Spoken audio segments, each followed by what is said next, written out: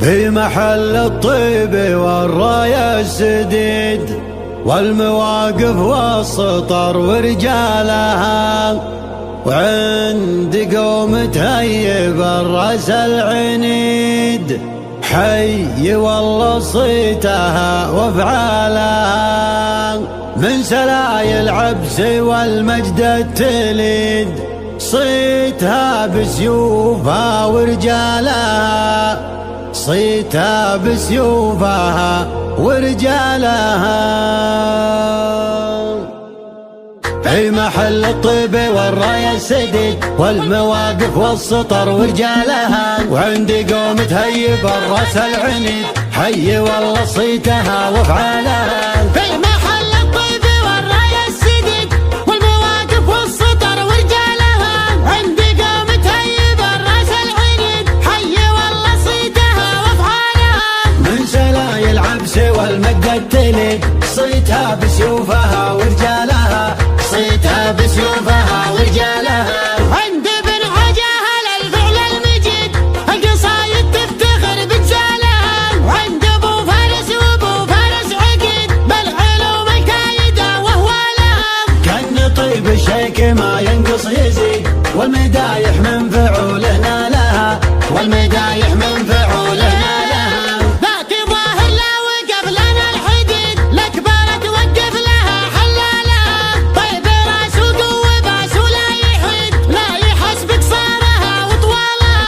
ذاك اخو دخيل يا نعم العضيد لا تكال حمول ربع شالها، لا تكال حمول ربع شالها. مرحبا واليوم هذا يوم عيد، مرحبا والعود الازرق فالها، مرحبا وعداد ما رف الجريد عد ما سقى المزن همالها. بالقريب وبالصديق وبالبعيد حضوركم تاج الفخر وعقالها، حضوركم تاج الفخر وعقالها.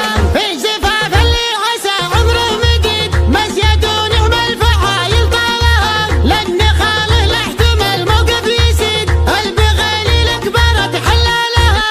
في زفاف جاته جزال القصيد والقصايد تفتخر بجزالها، والقصايد تفتخر بجزالها، والقصايد تفتخر بجزالها. في محل الطيب والراية السديد والمواقف والسطر ورجالها، عندي قوم تهيب الراس العنيد حي والله صيتها وافعالها، من سلاي العبس والمجد التليد صيتها بسيوفها ورجالها، صيتها بسيوفها ورجالها. عند ابن عجاهل الفعل المجيد القصايد تفتخر بجالها، وعند ابو فارس وابو فارس عقيد بالعلوم الكايده وهوالها، كان طيب الشيك ما ينقص يزيد والمدايح من فعوله نالها، والمدايح من فعوله نالها. ذاك ظاهر لا وقف لنا الحديد الاكبر توقف لها حلالها، طيب راس وقوه باس ولا يحيد لا يحس بقصارها وطوالها.